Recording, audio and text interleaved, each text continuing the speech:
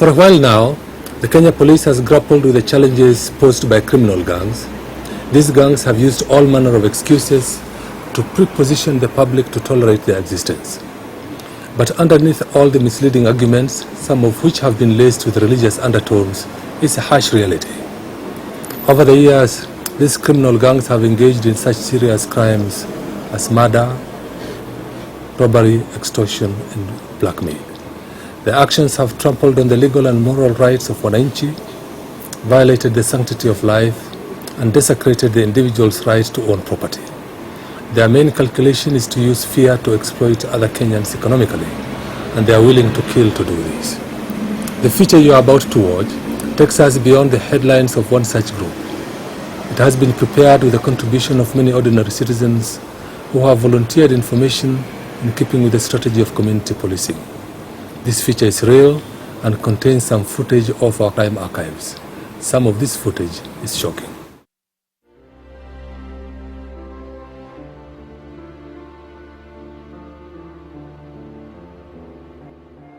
A look at 50-year-old Mama Mary Waithera Wanjenga tells the story of her shattered life.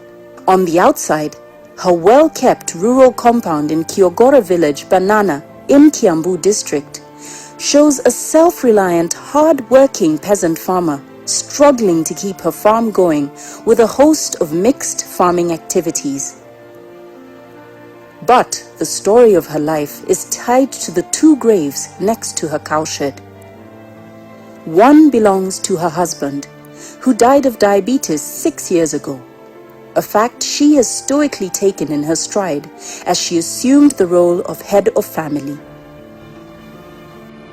Nikaomba Mungu nikamwambia ukinipe tu wasome wasiibe kitu ya mtu tashukuru. Na hakuna mtu hajasoma, wote wamesoma. Wamefika form 4 na wakaenda makoleji, makaratasi yote iko. For 6 years since her husband's death, she raised her 4 children as only a mother can, giving room for growth of non-mainstream talent as she encouraged her last-born child, Nicholas Mark Mbogwa Njenga, to become a budding artist, a career he took to a formal level when he joined a Nairobi-based school of fine art. Akaanza kuona mimi nikifunga hii kazi, niende kazi hii yangu ya kuchora, si nitakuwa mzuri sana. Ukisiona hapa nyumba naweza zaga. But all these hopes and hard work and dreams lie in a second grave next to the young artist's father. One morning, as she arrived back home from a friend's funeral, she found her homestead in mourning. Mimi kija hapa, watu wanajaa huku kwangu.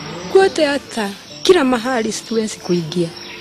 Nikifika pale kwa geti nikashindwa na kuingia sababu nimeshindwa ni nini kulifanyika kwangu. Her last-born son Nicholas, who was home for the holidays, was dead. But there was more. Wakasema tutanyamaza hivyo hata watu wa huku, familia zetu, ati asionyeswe hiyo mtoto yake, asimuone vile yako sababu ataharibika kichwa. Her son wasn't just dead. He had been murdered. And not just murdered. His body had been mutilated. Fully aware of her dangerously fragile state and the affection she had towards her last-born son, the neighbors and relatives would not let Waithera see her son's body. Mimi sikumuona. Nilikaa mpaka siku ya mazishi. Ndio walisema huyu mama atamuona akiteremshwa. Na hivyo ndio kulikuwa. Ati nisimuone. Pictures and memories are all that are left to Waithera and her family. 2 years later, her calloused hands still cradle her son's paintings, showing them to anyone who visits her forlorn home, hanging desperately onto the memory of a young man she loved. Still, it is obvious residents of Banana Division know more than she does. But they still don't tell her much. She loved her son too much to know the truth, a neighbor Nani confesses. anaweza kusema? Kwanza kama mimi, Mungu anaweza kuniambia kweli? Hata wawezi kuongea mahali nipo. Hakuna mtu anaweza sema. As Waithera struggles to understand the fear and pain her son encountered before his life was snuffed out, another family in Dumberi of Kiamba Division, Kiambu District, still struggles to come to terms with another death that occurred in the same period. Nikaambiwa Jino ameuawa na amekatwa kichwa, na kichwa yake iko Kiambu town, mahali matatu inabebea watu ya kwenda Ruiru na Nairobi imewekwa hapo, na mwili yake huonekani. Mzee Jino Njuguna of Kiambu still reeks of bitterness and pain as he recalls the murder of his grandson. His relationship with Dominic Njino was personal. The young man, as per Kikuyu tradition, was named after him. And his violent death has left a deep scar that the old man in his sunset years still struggles to come to terms with. Nilikuta mwili yake amekatwa singo, kichwa hakuna. Ametolewa suruali, amekatwa hali ya wanaume yote. Kushi, hata viatu hana. A morning of terror that shocks both Kiambu residents and provincial administrators alike. Jambo la kutisha na kushangaza ni kwamba tulikuta kichwa ambacho hakikuwa na mwili kimewekwa hapo. Kwa paper bag kimewekwa hapo juu kapepa bag ya green na kichwa kimewekwa pale. Na baada ya kudurusu na kuchunguza, tulikuja kutambua ni kijana tulikuwa tunamjua zaidi. Kijana alikuwa anaitwa Jino. Na shida sasa tuliyopata ni kwamba kichwa tunacho hapa, lakini hatuna mwili. 60 kilometers away in Murang'a district, Robert Mwangi Kiunjuri, a school teacher in Kianjogu in Kahora division, is a witness to another blood-curdling occurrence. When I woke up at 3 a.m. in the morning for a short call, and during that time, when I shone my torch, I found that there was a human head on my Ken's pen, and on going closer, I realized that the human head belonged to a person whom I knew. Totally different security situation, not mere theft or robbery, a reign of terror. When night comes, in fact, we cannot even move out of the door because of the fear. Walipoingia tayari walikuwa wamepiga mlango risasi. Walipata kama tayari ameanguka. Tuliambiwa ati driver alimaliziwa hapo. Alafu alikatwa kichwa. Walikatakatwa watu 3. Mourning relatives, scared residents, reported for 2 years in the news media as news briefs and TV clips. But underneath it all, a horrible reality and a torturous path still yet to be navigated in a tricky effort to understand and contain a group of killers.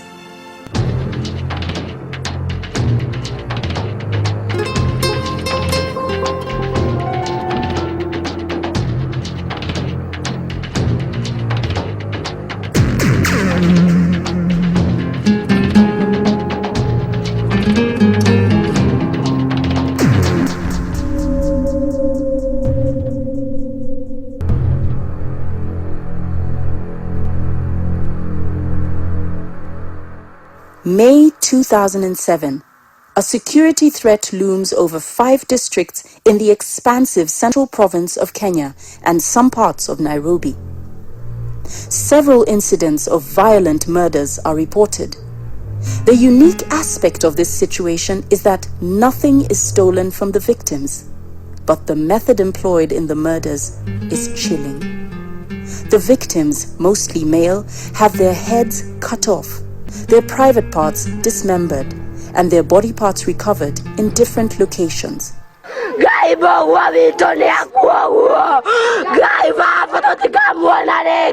The media and government security forces links the killings to a well-known but little understood group known as the Mungiki, a quasi-religious organization banned in 2002. For almost 3 years, Mungiki's activities appeared confined within its secret membership until 2006, when a trail of bodies started being linked to its activities. Unknown to the public, Mungiki had changed its tactics. Mama Waithera, whose student son, a self-made fine artist, was beheaded in June 2006, is still bewildered as to why her son was targeted. Masomo alikuwa mzuri sana. Mzuri sana. Lakini haya yote ni ya Mungu. Wachungaji walijiuliza, kwani mtoto wa kanisa anaweza kuwa nani? It is a story confirmed by neighbors and family. Her son Nicholas Mark Mbogwa Njenga, self-driven, enterprising, and firm in his Catholic faith, had opened a stall in Nairobi's Kenyatta market to sell his drawings and complement his mother's earnings that paid for his studies. His dream, however, is cut short. And he is not the only young man who pursued self-reliance who ended up as a Mungiki target.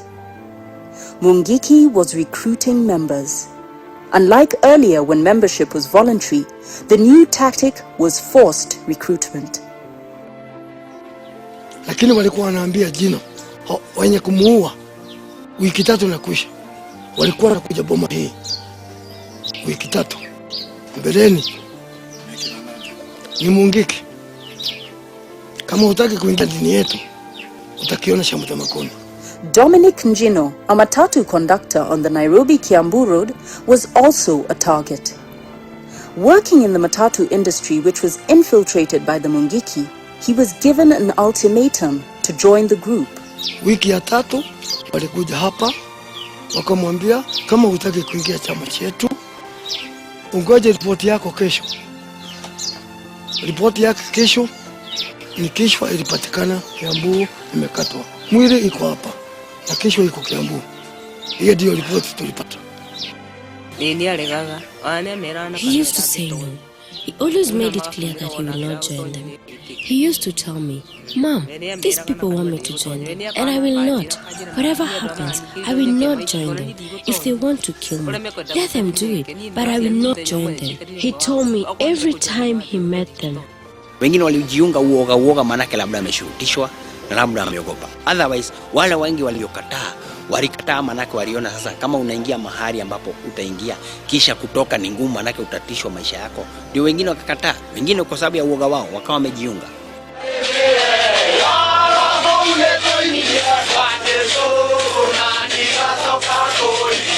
Mungiki sect members burst into the national limelight in the 1990s with unorthodox habits that included tobacco sniffing, trademark dreadlocks, and praying while facing Mount Kenya. In less than a decade, they presented a fearful force that no longer drew curiosity, but fear. Dr. Mutuma Rutere, a political scientist at the University of Nairobi and a human rights activist, recently released a book that attempts to dissect the politics of Mungiki violence in Kenya. It is criminal. There's a section within it that believed that, this actually is a route to go back to a different way of life, we get baptized to the traditional way. There is a group within it that sees this as an opportunity to earn a daily living. But to the grieving Mzee Njino, a religion cannot be used to explain Mungiki's activities. Si dini ni watu ya kuharibu. Kwa nini wanakubali kuua mtu? Kama ni dini. Dini ni ya kurudisha watu njia moja. Dini si ya kuua mtu. A religion can be positive. Religion can be negative.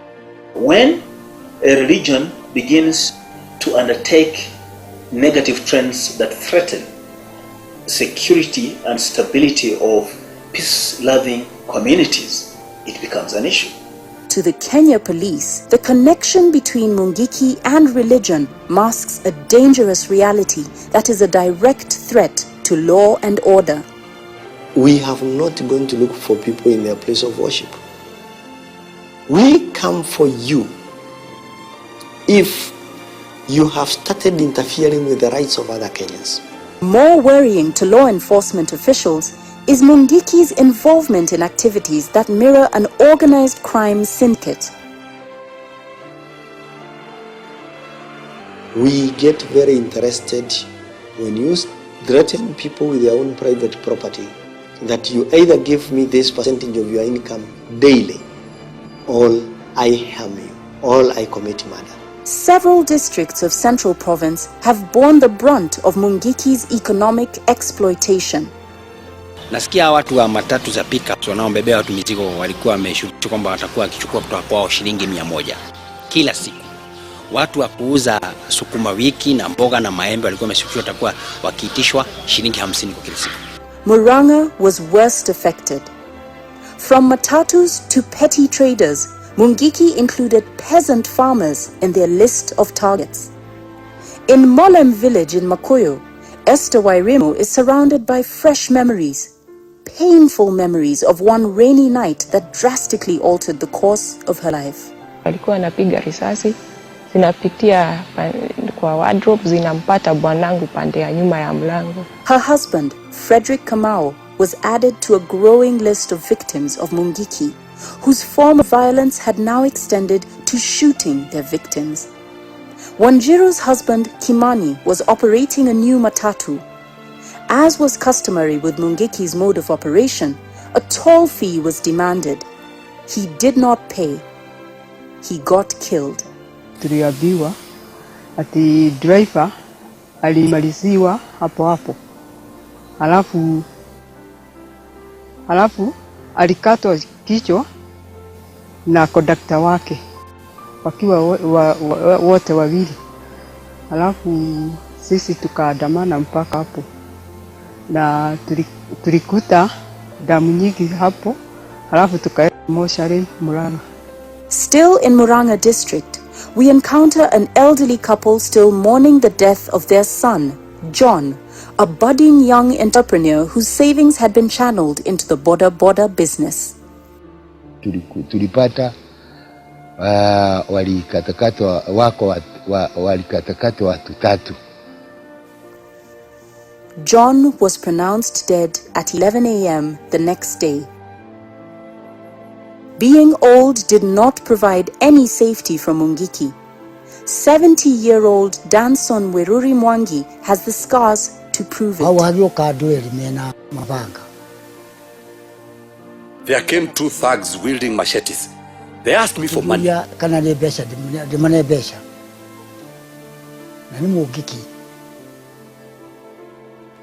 were Mungiki.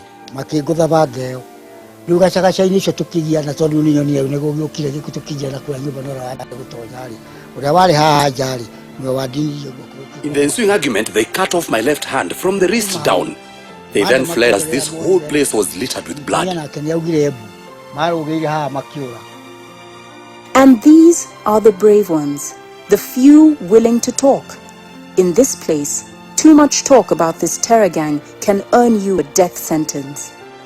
From Murang'a, which for years has been one of their key operating points, Mungiki is being felt in Kenya's capital, Nairobi. Beginning the late 1990s, their members started a systematic and forceful takeover of management of commuter service vehicles, specifically the matatu industry. Those standing in the way were ruthlessly dealt with. Haya, sasa hizi risiti munaona hapa. Tunalipa kwa Mungiki. The growth of Mungiki's economic empire has extended to Nairobi's city slums, notably Mathare, Kariobangi, and Kayole in the east of the capital. It is in these slums that their most vivid confrontation with security forces has been witnessed. In Nairobi, the ruthlessness takes a different dimension. It now mostly involves the use of guns, with deadly consequences. Tukiwa hapa ndio tukaanza kusikia marisasi kutoka nyuma. Tukiwa hapa sasa. Sasa wakati tulisikia hiyo marisasi kutoka nyuma, kuangalia hivi nilikuwa naona marisasi nagonga karibu kwa mguu yangu ya right.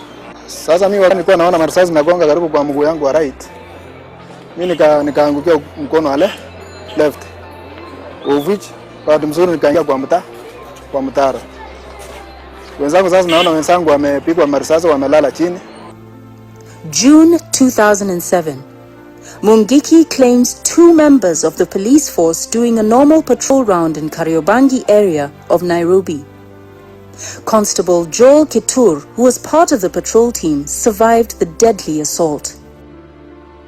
Sawa, wakati walitupiga, mimi nilijua tu hiyo mabunduki walikuwa nayo ni AK-47. Yes, uvija hata mwishowe iliokotwa makanda hapo, yani makanda ya risasi. 2 policemen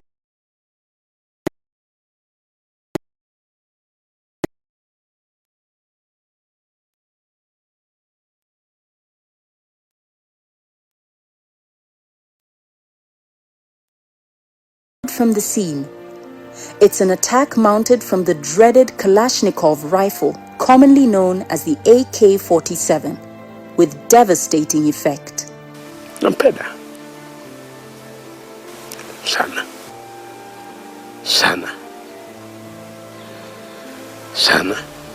In Karatina, Mzee Michael Githaiga Ngure mourns the death of his slain son, Constable Kaunda, one of the 2 policemen gunned down in Kariobangi.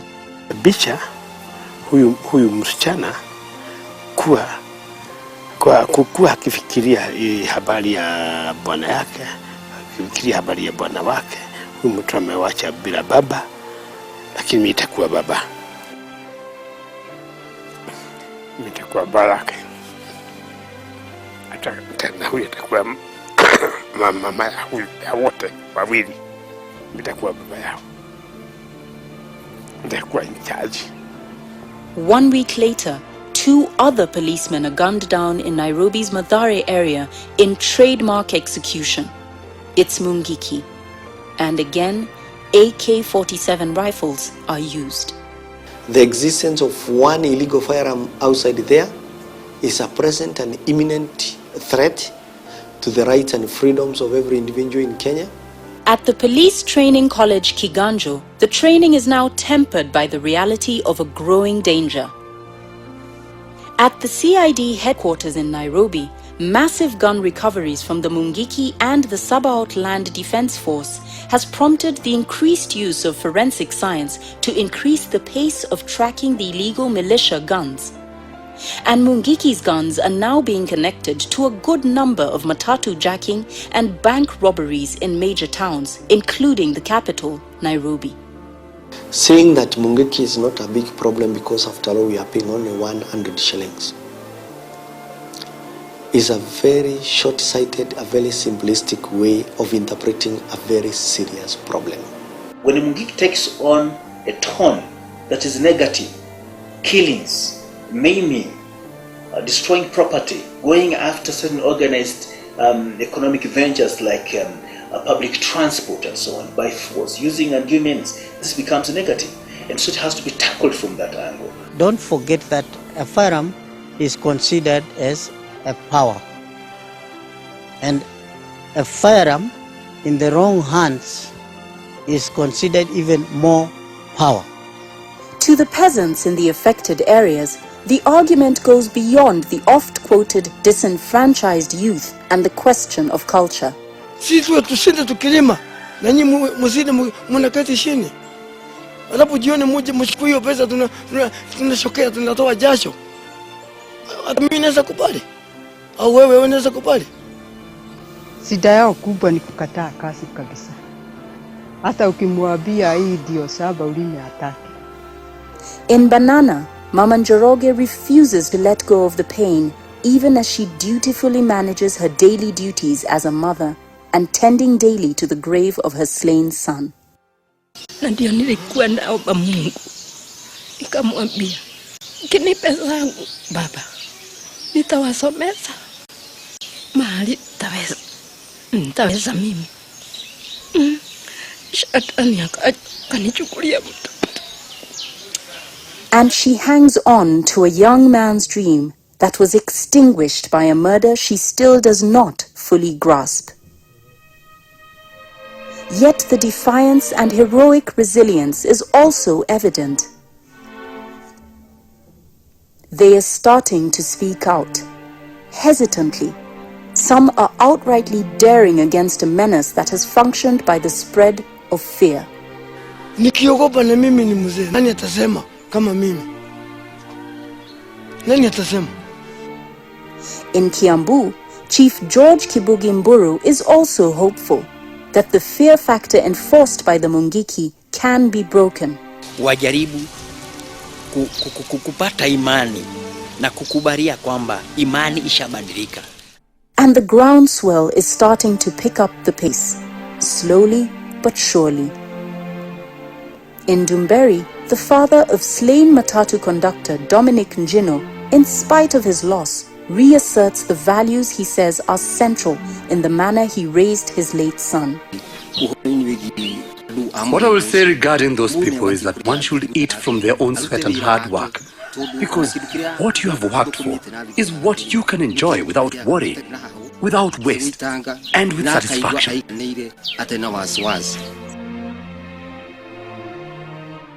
His wife, though tearful, defiantly answers when asked, what pains her the most? Is it her son's death or the manner in which he was murdered? Instead, she says, she is proud of him. He did not forsake his faith. I believe that people should not fear the Mungiki. You should overcome the fear when they tell you to join Mungiki. You need to stand firm in your faith in God and resist, because death is inevitable in this life. They do not feature in the media anymore, and a lot of their tales remain untold. It is difficult to tell how many. Though their tears for their loved ones are far from drying, they evidently are staying on the path of hope. That it can all end one day. That their right to life and property, peace and security, and justice, though temporarily challenged, will one day prevail. The Matatus still ply the roads. The small traders still sell their wares.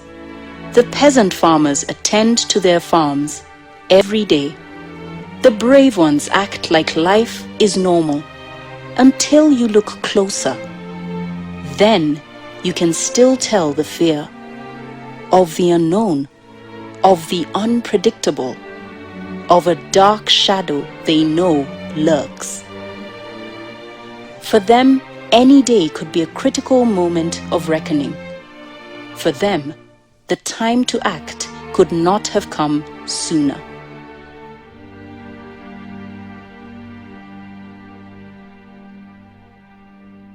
As you have seen, Mungiki is a ruthless gang that has no qualms about committing murder and other serious crimes. All of us as Kenyans have a duty to expose them, have them stopped, and have them prosecuted. There will always be people who are determined to live a criminal life. But our resolve as Kenyans that violence and crime as a means of earning an easy life does not have a place in Kenya needs to be clearly, strongly, and firmly spelled out. And it will be. Looking past the horror Mungiki has exposed some Kenyans to, you have also met men and women whose only wish is to live in peace and to continue their daily lives. These are decent, honest, and hard-working people, and they have a right to peace and security. For their sake and the sake of every Kenyan who plays by the rules, it is imperative that we act in one accord to ensure that crime does not pay and must never be seen to pay. We pay credit to the Kenyans who have taken time through our community policing efforts to give information and expose those gangs for what they really are, criminals with no regard for human life. As for the criminals, I have one message for them. The Kenya Police is determined to protect the rights, freedoms, and liberties of law-abiding citizens from criminals, including Mungiki.